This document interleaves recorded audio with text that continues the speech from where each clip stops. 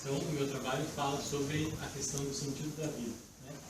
Essa busca incessante do homem, dos homens, em buscar um sentido para a sua vida, com a ressalva de que este sentido não estaria escondido em algum lugar, senão seríamos deterministas, né? Mas é um sentido que deve ser dado à vida das pessoas. Para que eu chegasse a essa resposta, a essa postulação, eu achei interessante trabalhar pelo menos 6 temas inerentes à questão da vida, né? Então, a primeira questão é sobre a vida humana. Justamente esta busca das pessoas para dar um sentido para a sua vida. Nessa primeira parte eu faço uma distinção entre aquelas pessoas que são simplesmente pessoas e as pessoas humanas, né? E não seria um pleonasmo dizer que as pessoas são humanas. Porque existem pessoas que não são humanas e existem humanos que não são pessoas, né? Depois eu trabalho um pouco sobre 2 conceitos que eu próprio cunhei, que é, primeiro, passar pela vida, né? Pessoas que não buscam saber por que fazem as coisas, não dão significado para aquilo que fazem, são puramente alienadas, né? Então passam pela vida, a vida passa pelas mãos delas como a água, né? Não se agarram a nada, não criam raízes em nada. Depois eu falo sobre o oposto a isso, que seria o viver a vida.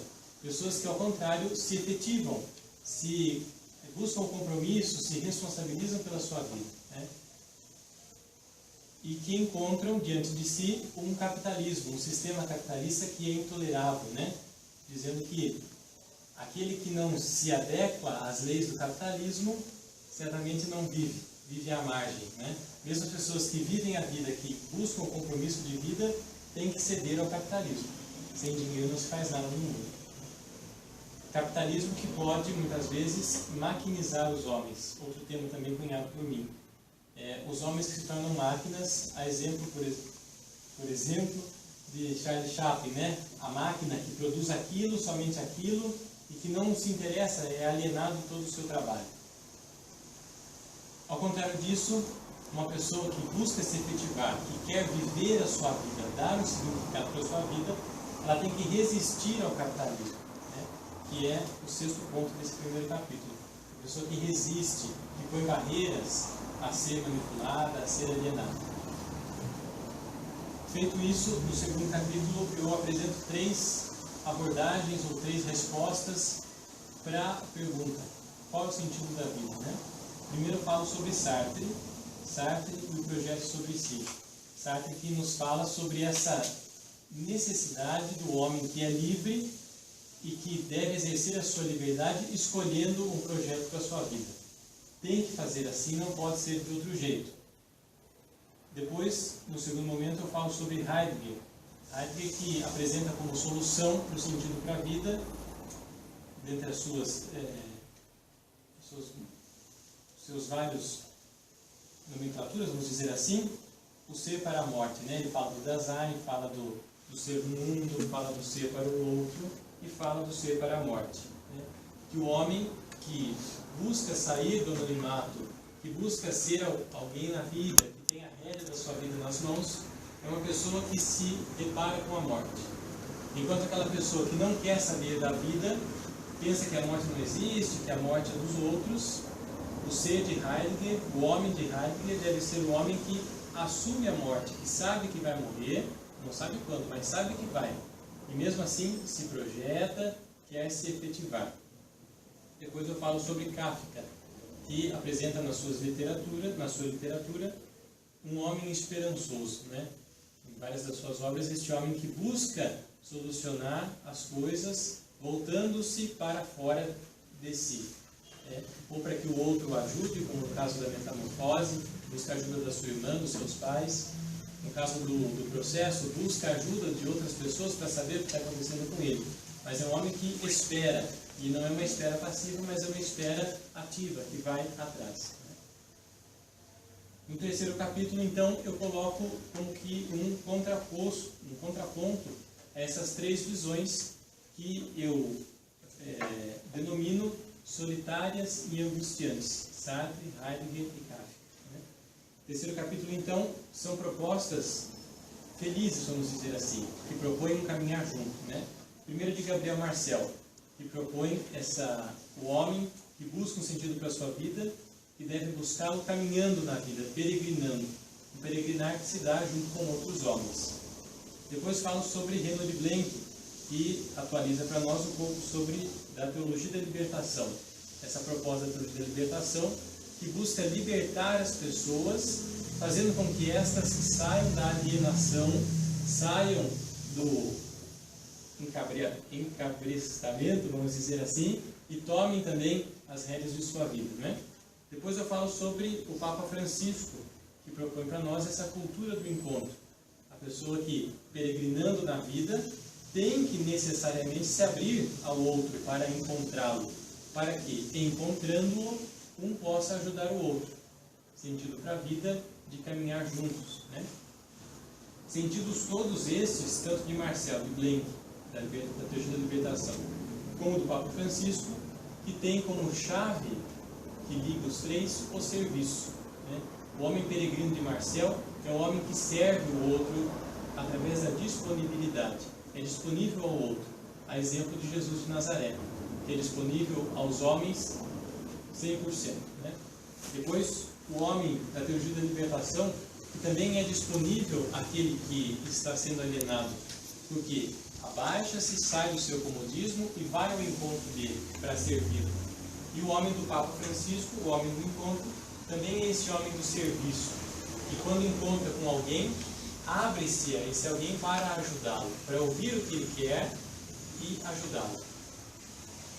Uma abertura de serviço, esses 3 pontos, abertura para o outro, tanto do homem peregrino, como do homem da libertação, como do homem do Papa Francisco, que é uma abertura necessária, dada a incompletude do homem, a insuficiência humana, né? Todos nós, apesar das propostas de Sartre, Heidegger e Kafka, somos homens que precisamos dos outros para vivermos. E é isso que eu falo no 4º capítulo. E termino dizendo sobre qual seria um exemplo dessa vida de sentido voltada para o serviço, que é o lava-pés. A exemplo de Jesus de Nazaré. São atitudes que, 4 delas, né? Que levanta-se, deixa aquilo que tem, os seus bens, abaixa-se para lavar os pés e pede que façam o mesmo. Então, é uma atitude de serviço, o lava-pés, que exige do outro que faça o mesmo, logo criando uma corrente do bem, né? Em vista de um mundo melhor, de um mundo com sentido, de pessoas conscientes de si. Obrigado, João. Não é só um comentário. O trabalho, eu, com a galera do orientador, sou suspeito de falar, né? É uma leitura que flui, você tem...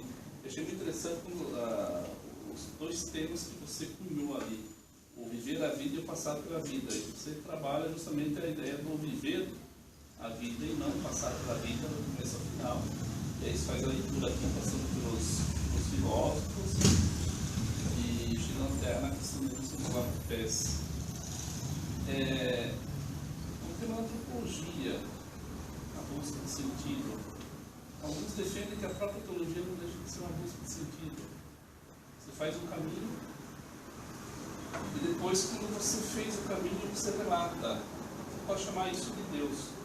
Talvez o texto bíblico não seja nada mais do que a busca do sentido que nós chamamos isso de Deus.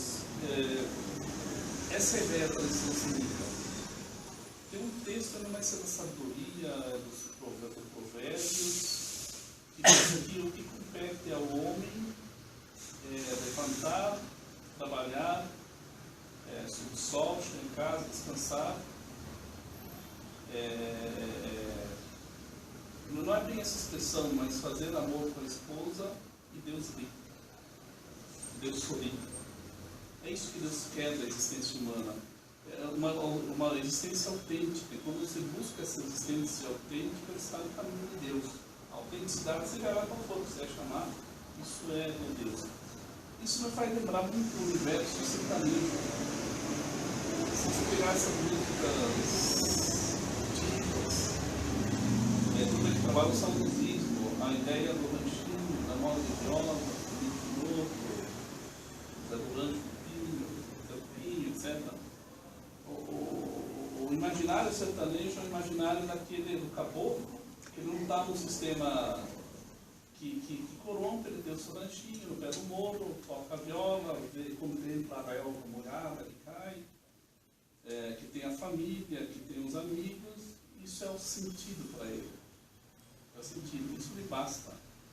Ele não está preocupado com fazer um vizinho, que tem mais, ele é sempre completo. E aí, para seguir aqui, isso vai me lembrar um pouco o imaginário da tradição de onde eu venho, que é a tradição italiana do Sul. Nós criamos um imaginário em torno de um personagem chamado Lorenzo Pipetta, que ele é um pouco a personificação dos imigrantes italianos que vieram para o Sul, e que hoje ela migra muito mais a figura dos nossos nonos e bisnonos, que são pessoas que vieram e foram jogadas no meio de uma floresta, em vários locais da Itália, que não tinham uma língua comum e tiveram que forjar um sentido. Mas o que fica no imaginário muito é essa ideia de uma certa autenticidade. Você não tem, por mais que haja uma questão da terra, do trabalho, da existência, o fato de eles estarem no meio de uma dos matos do Rio Grande de Santa Catarina, você não tem fortemente essa relação coisificada. Você tem a busca da sobrevivência, a busca do dinheiro, mas até você tem muito comércio. Então a relação se dá pelo outro, na família, tem um local, tem uma felicidade, a relação com a comunidade, isso é muito forte ainda nos estados do Sul, a comunidade constrói a escola, constrói a igreja, e parece que o universo gira em torno disso. Mas, é claro que estou falando do imaginário para nós, mas é um imaginário de bastar-se, de ter sentido nisso, de realizar-se. Isso me reporta muito a ideia do caboclo, que eu citei agora, da música sertaneja. Eu falo isso porque eu sou fã da música sertaneja raiz, até porque eu acho que fala para mim, música fala tem que falar das coisas da gente, né? E eu sou da roça, a música tem que expressar aquilo que eu sou, né? Não, eu sou urbano.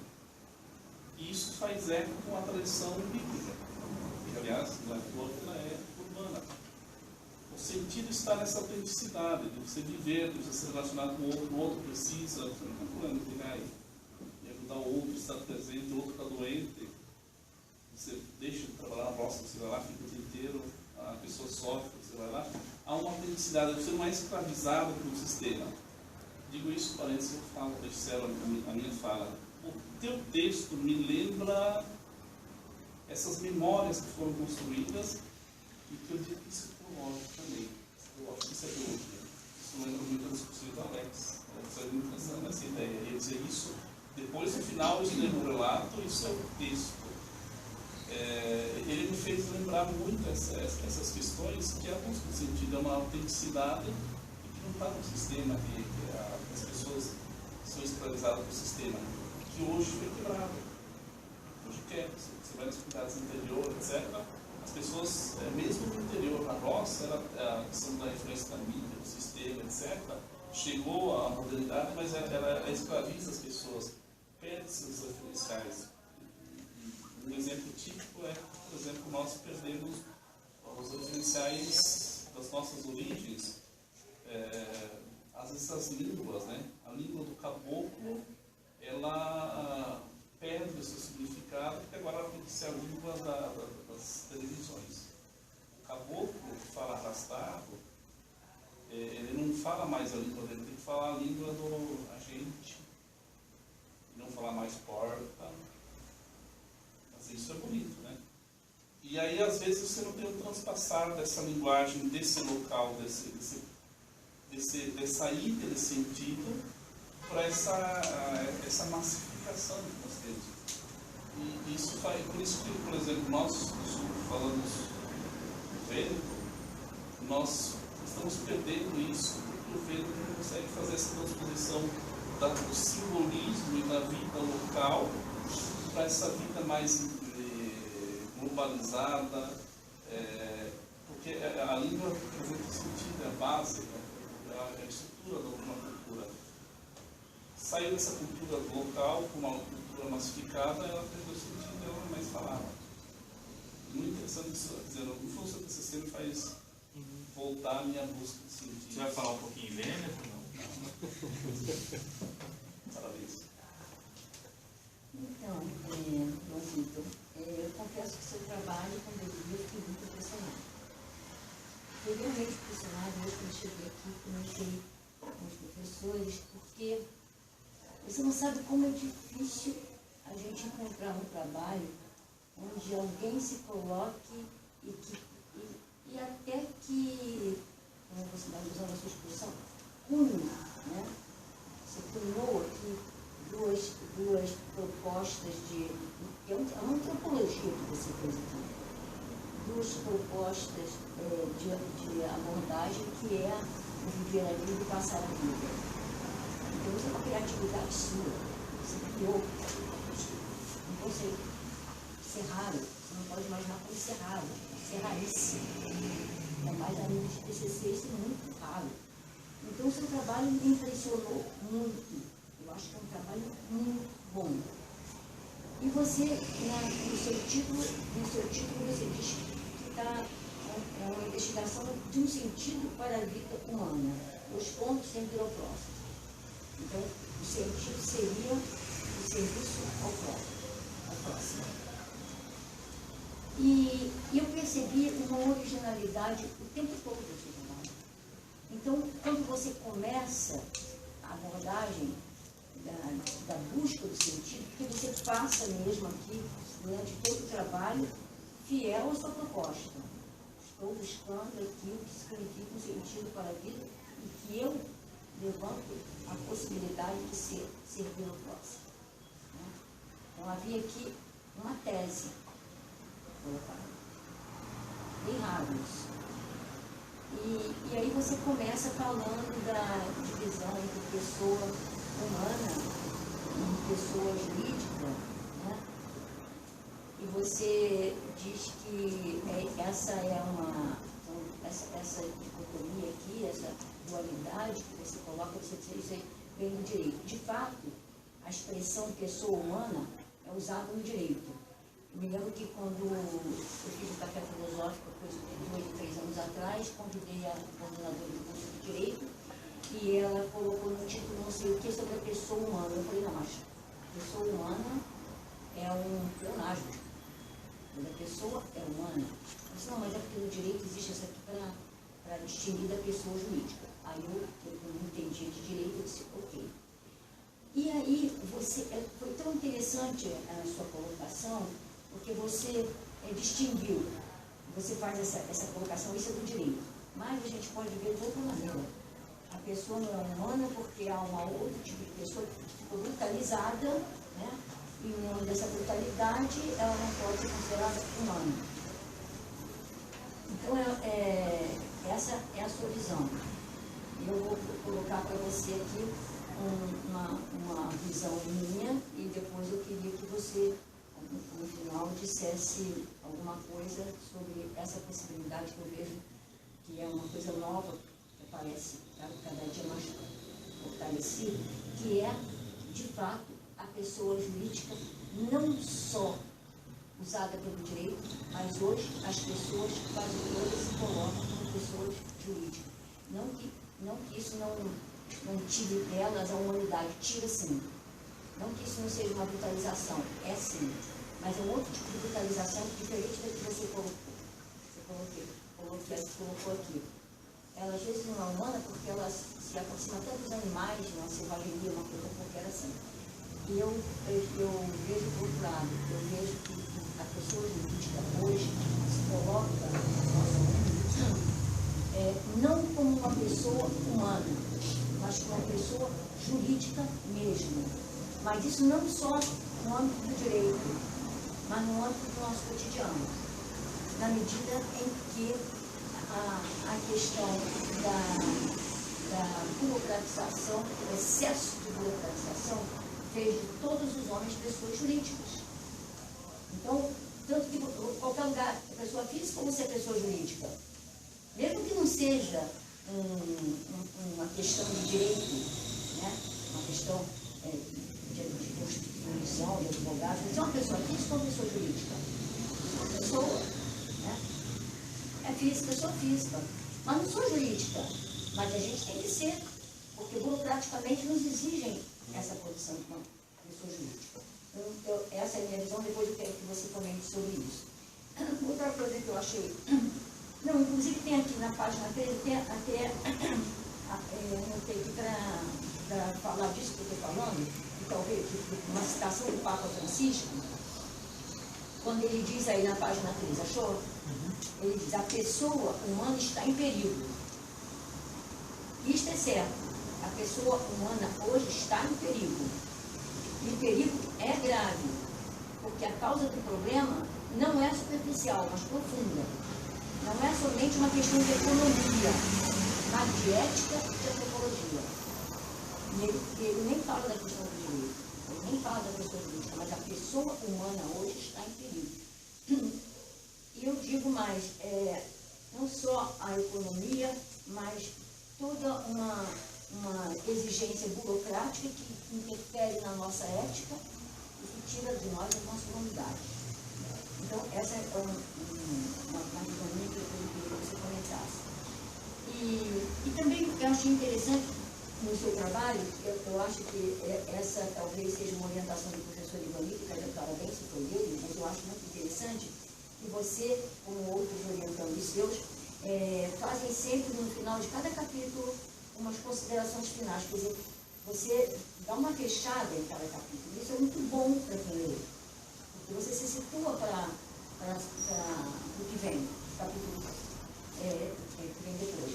Então, eu acho essa conclusão parcial do trabalho, que é uma metodologia que você colocou no trabalho, que eu acho que ajuda muito no curso, né, para quem está lendo o seu trabalho.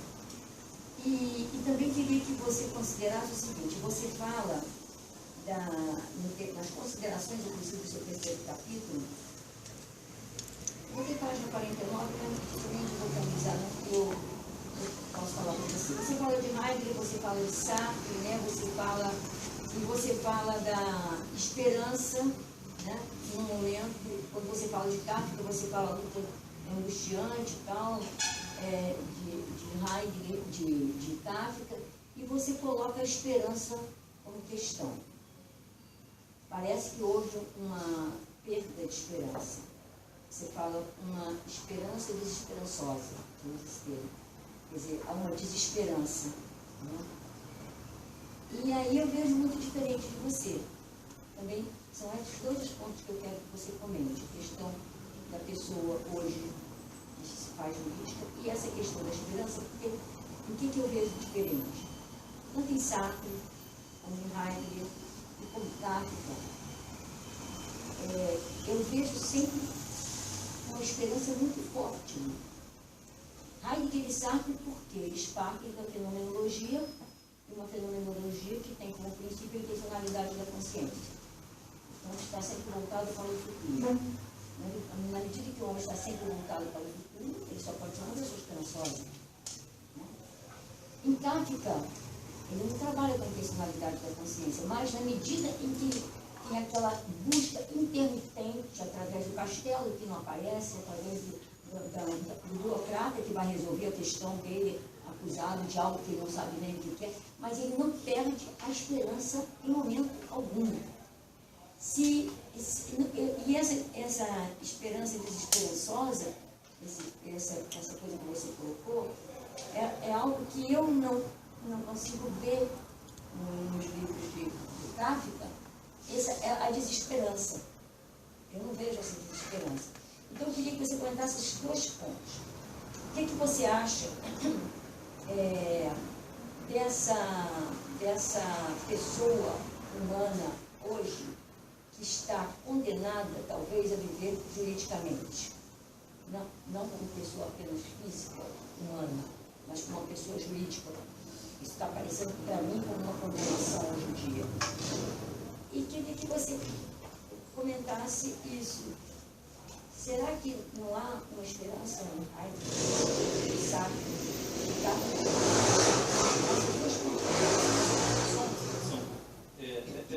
As conclusões do capítulo eu peço com os outros alunos.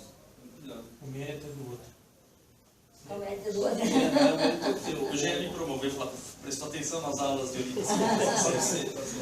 Olha, então foi ele que deve falar disso. Eu acho esse cuidado muito interessante, porque dá uma finalização e deixa o leitor... Agencia o texto. Não é agencia. Você terminou, condensou tudo aqui, sintetizou melhor aquela ideia, né? A ideia ficou sintetizada, né? E depois você parte para uma nova ideia. Então, eu acho que esses saltos são muito interessantes.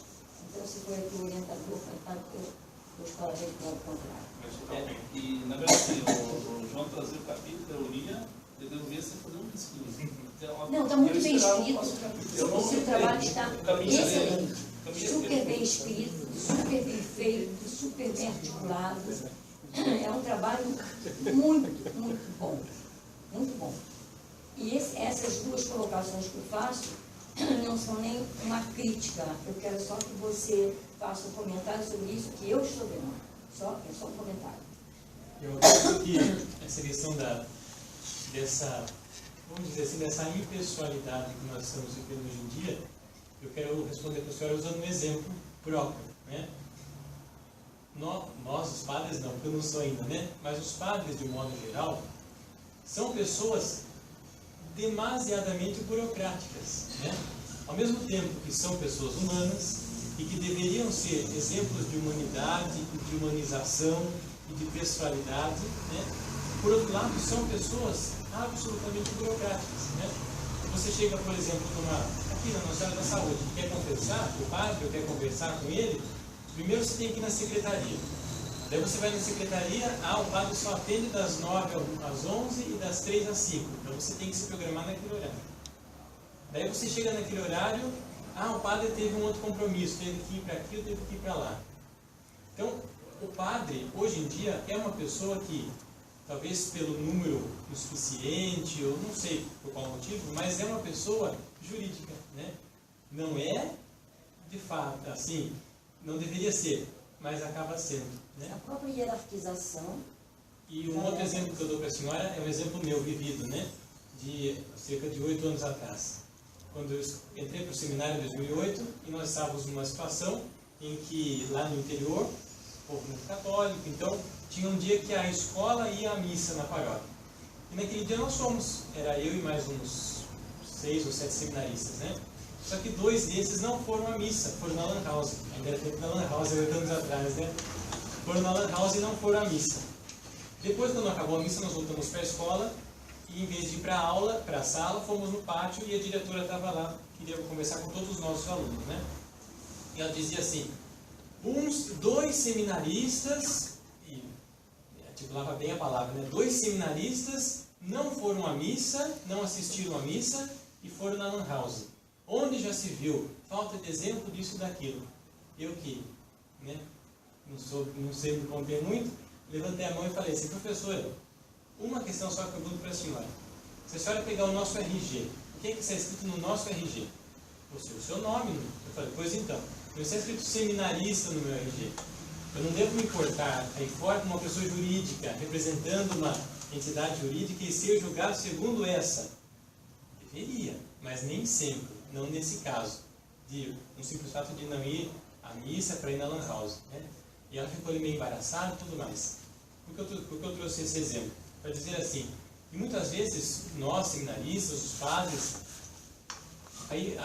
o clero de modo geral,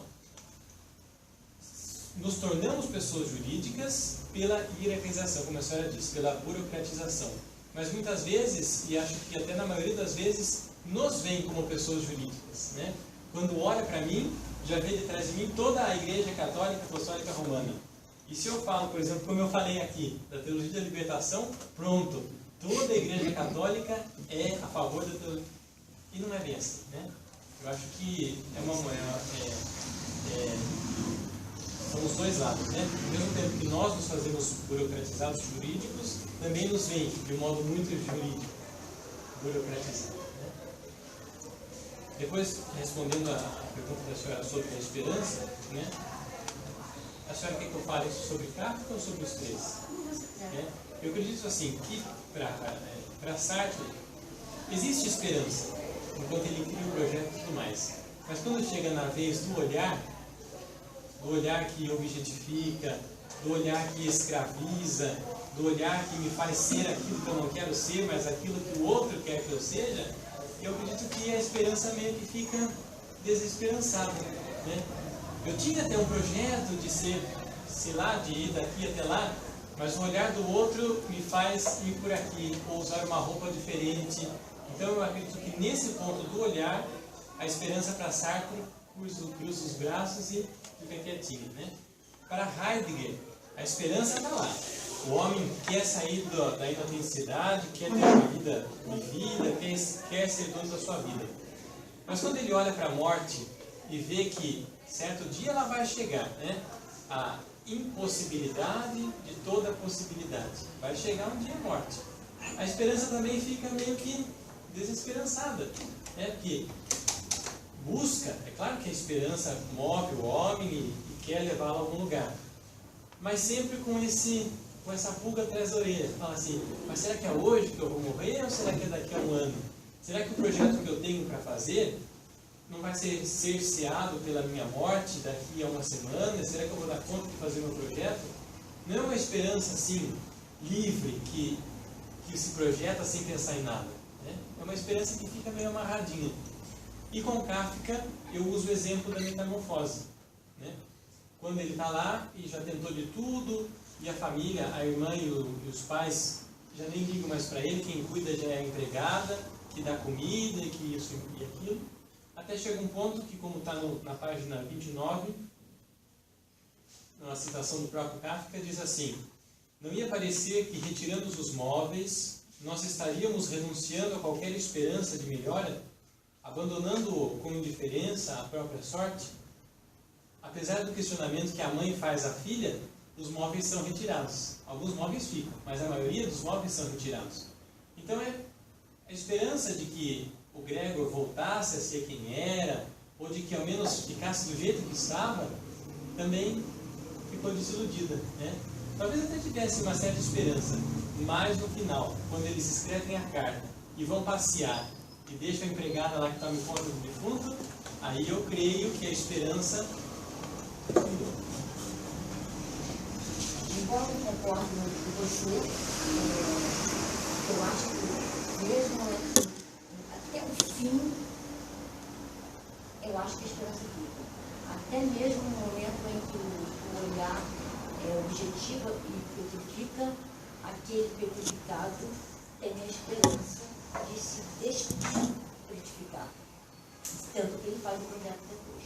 E com Heidegger também. Ele sempre tem um momento da petrificação e sempre tem uma nova recuperação. Eu vejo assim. Me parece que há sempre uma nova recuperação. O homem sempre se recupera, ele pode cair. Ele pode cair. Como diz Pascal, né?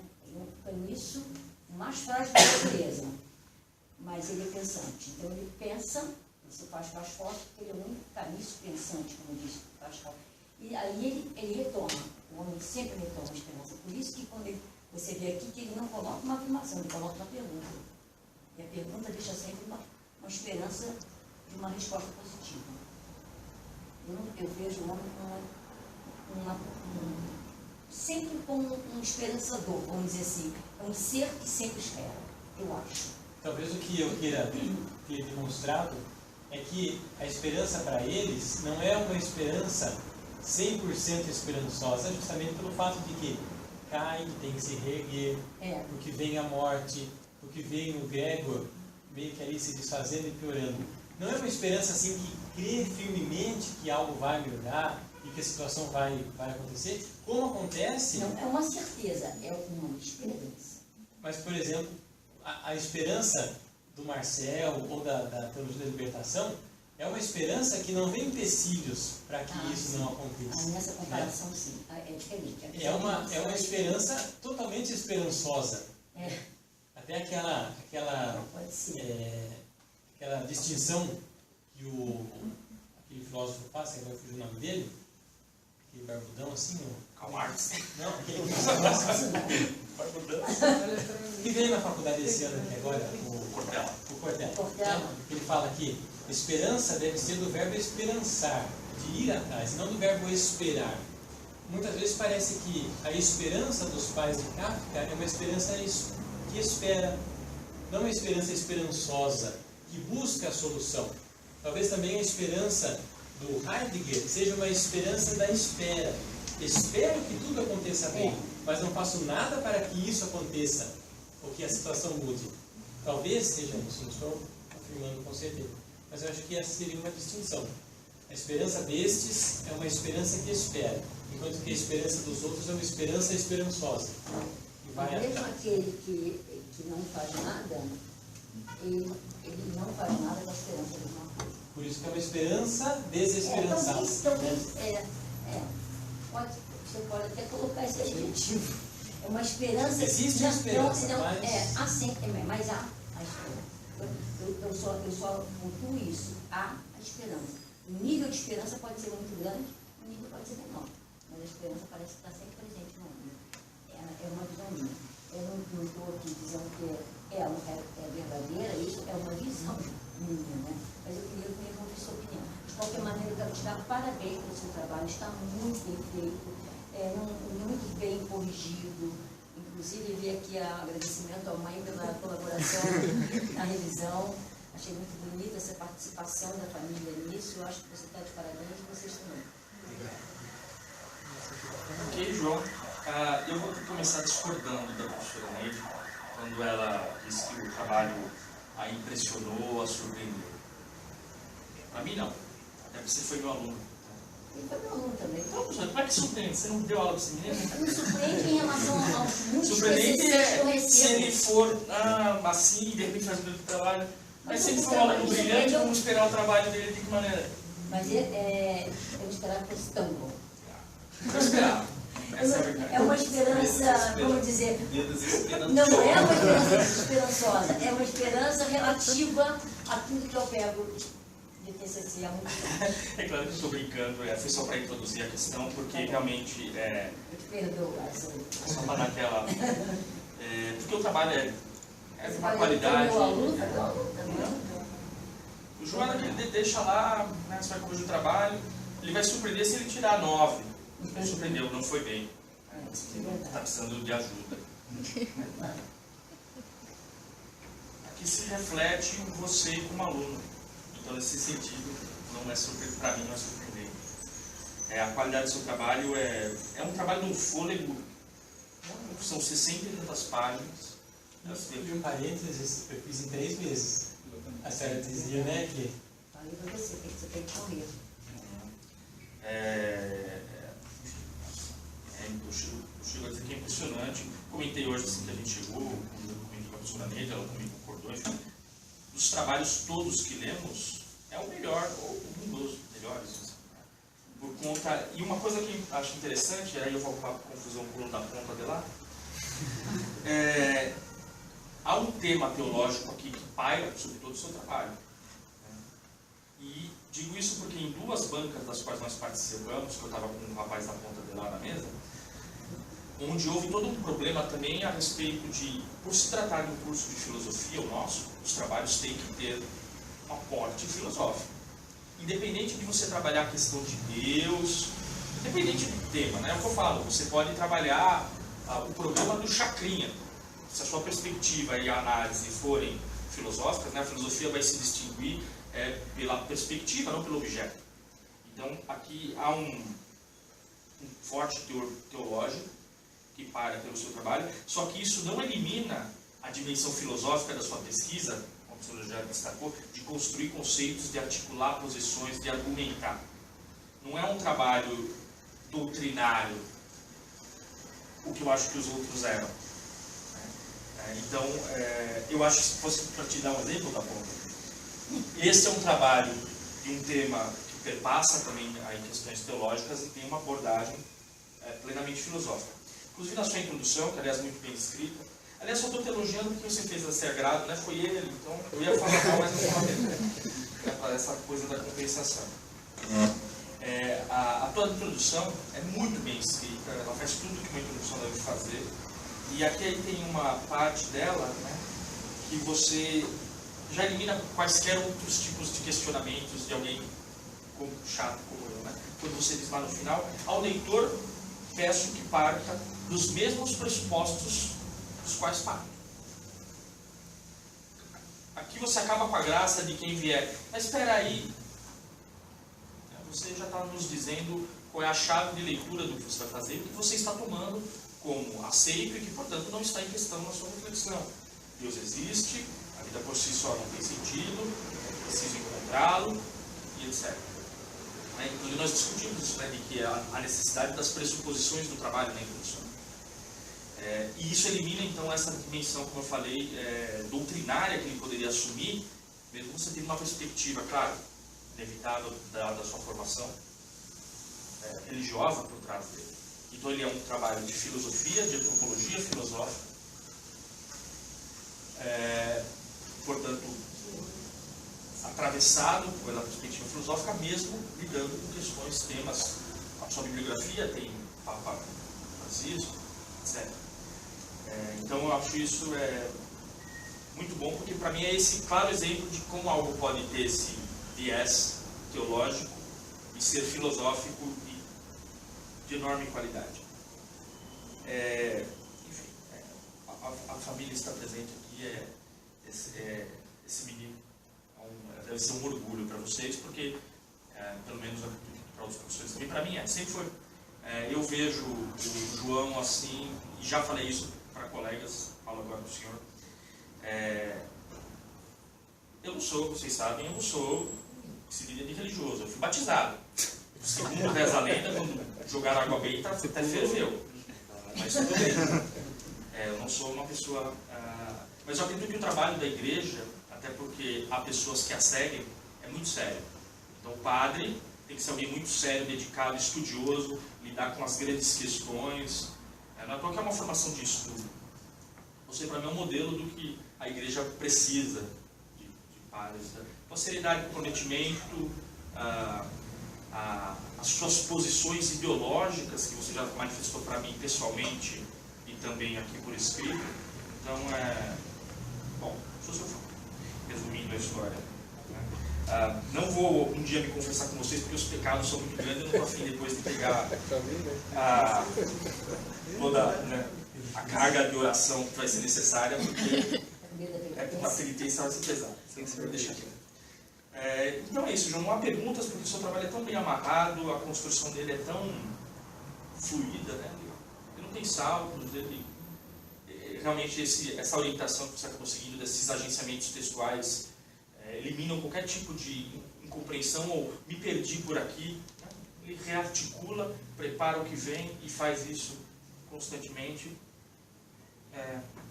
Mas como eu tenho uma reputação de mal a zelar, eu tenho. É uma coisa típica das bancas, né? Quando não há nada para falar do trabalho, não há nem questão porque o trabalho é bom, são só elogios, aí a banca vem. Então, porque na página 23 você há uma palavra sem acento, né? A vírgula da página 34 então começa assim, né? Então eu vou fazer umas coisas meio assim com você, não tem a ver com a vírgula e nem com a acentuação, mas os títulos das suas sessões que estão com essas letras maiúsculas, eles acabam não seguindo o nosso manual acadêmico, o espaçamento entre o título da sessão e a sessão, tá? Enfim, vou levar isso na hora de pensar a aprovação ou não, porque isso é grave. Tá bom? Então precisa ter esses detalhinhos, né? Que acontecem, por exemplo, o ponto final no título. Não tem. Tá bom? Enfim, tem que arrumar uma confusão para... Tem alunos que vão passar por banco, eles podem achar que eu sou software, sou elogio. Eles sempre têm uma impressão de que algo ruim virá. Então, por isso que eu estou só falando disso. Enfim, João, o trabalho é excelente, a bibliografia é muito bem construída, você se ampara nos textos, eu sempre enfatizo muito isso, o uso das citações e a capacidade de lidar bem com elas na hora da análise. O trabalho também faz isso. E quando cita, quando desdobra o que citou, faz bem feito, né? Não é algo jogado porque tem a ver com o que eu estava dizendo. Então é isso, meu caro. Agora eu tenho uma pergunta para a professora Neide, se você me permite. Professora Neide, deixa aqui a minha página. Porque quando você discute o Sartre, você usa principalmente aqui esse comentador, o Garaldi, né? E você faz uma citação dele na página 20, e depois você comenta bem, a sua interpretação do texto da citação é boa, mas eu tenho dúvida se de repente o Garaldi não está interpretando mal o Sartre, e é a minha ignorância em Sartre. Porque a afirmação do João que ele faz é assim, de que a posição sartriana lá, o que nos leva senão a esta conclusão: tudo só existe porque existe a consciência. Essa é uma posição que metafisicamente seria chamada de idealismo, né? O mundo depende da existência da consciência. Eu fiquei pensando, será que Sartre é um idealista nesse sentido? Não, pelo contrário, mas é assim mesmo. É que ele colocou numa maneira, mas é isso mesmo. Ele diz o seguinte: tudo só existe porque existe a consciência, porque... Mas não para mim. Claro, é um mundo condicionado à minha consciência. Essa ideia está implicada na concepção da intencionalidade. Mas não, por exemplo, do jeito que aparece aqui, que você expõe o que o Garaldi parece realmente dizer, a impressão que eu tenho é que se as consciências humanas desaparecem, não há mais nada que poderia permanecer. E eu não diria que o Sartre não conhece um idealista nesse sentido. Porque é o seguinte, ele disse que, por exemplo, você... Tem até aquele exemplo de Kant, que todo mundo Kant, que diz que a árvore está ali no meio da floresta. É o Berkeley. Então, o Berkeley é um idealista. Exatamente, mas aí qual é a diferença? Isso que eu queria mostrar. Qual é a diferença? É que para Sartre a árvore não existe. Então, ele fala que há um acontecimento absoluto. Quando o homem se vê de frente, né, a consciência dele, intencional e ética, está voltada para algo que não é outra consciência, há, como ele diz, uma explosão de existência. Por que há uma explosão de existência? Porque quando ele olha aquela árvore passa, ele diz que aquela árvore existe. Essa árvore existe para mim. E ele está dando esse estatuto de existência para a árvore muito generosamente, porque a árvore não existe. A árvore ela não existe. Porque as coisas que não têm consciência, elas são, mas elas não existem. E nós trabalhamos isso. Então, uma árvore não existe. Não existe por quê? Porque ela não tem consciência de existir. O animal não existe por quê? Porque ele não tem consciência de existir. A árvore o animal a mesa esse livro esse copo Eles não existem. Então, não se trata de um solipsismo, não se trata de um idealismo, porque ele não nega que haja ali uma árvore, que a árvore mas não existe. Então, quando o Garaldi afirma isso, ele não está errado. Mas está impreciso. Não, poder ler de novo quando ele fala. Não, o Garaldi diz o seguinte, então, ele diz assim, talvez seja a afirmação de onde se extrai a ideia dessa dependência do existir frente à consciência. Portanto, a consciência implica um ser, pois que é um não ser cuja existência se define pelo que lhe falta, o ser. Então, ela é um não ser. A consciência é bem complexo. Quando ele diz assim, a consciência implica o ser, eu gostaria mais que ele tivesse dito, a consciência implica um tipo de ser, o ser para o homem. Não, a consciência implica o ser mesmo. O ser, a totalidade, aí eu caio no idealismo tradicional. Não é assim. Ela implica um ser porque ela não poderia ser consciência se não houvesse um ser do qual ela é consciência. Entendeu? Não, ela não pode ser consciência se não houver um ser do qual ela é consciência. Então ela só se faz consciência a partir de um ser que se manifesta na frente dela. E esse ser que se manifesta na frente dela é um ser em si, mas que ela diz que existe generosamente. Ele fala, generosamente damos aos seres que estão à nossa frente o estatuto de existência, mas eles não existem, eles são. Então o cachorro é um cachorro, mas ele não existe. Deixa eu colocar a situação assim. Nem sabe que vai morrer. Humanos todos dizimados do universo. Não humanos todos dizimados. Não, vamos pensar, essa é a hipótese. Humanos todos foram dizimados, sabe lá o motivo, ouviram um pagode demais. Acabou a raça humana. Não há mais consciências humanas. O que existe mais? É o nada? Se não há consciência humana, quem é que vai dizer que existe alguma coisa? Então, é isso que eu quero entender. Não há nenhum tipo de... O mundo, ou tudo que existe, depende, o ser do mundo depende da consciência. Isso é uma característica do idealismo. Por exemplo, o Kant tem uma forma de idealismo que é transcendental.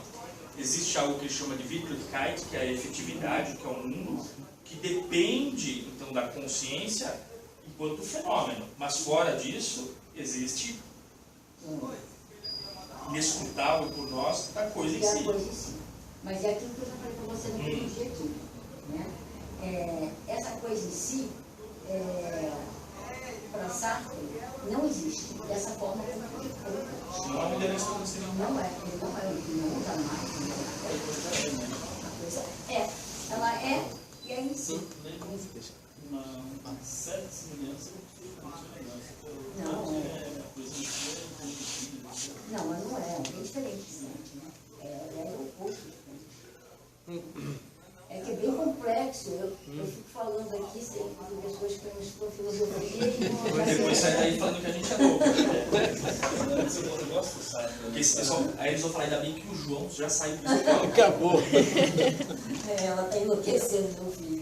Bom, observação que eu sugeri para o João, ele começar a escrever e publicar nessa área.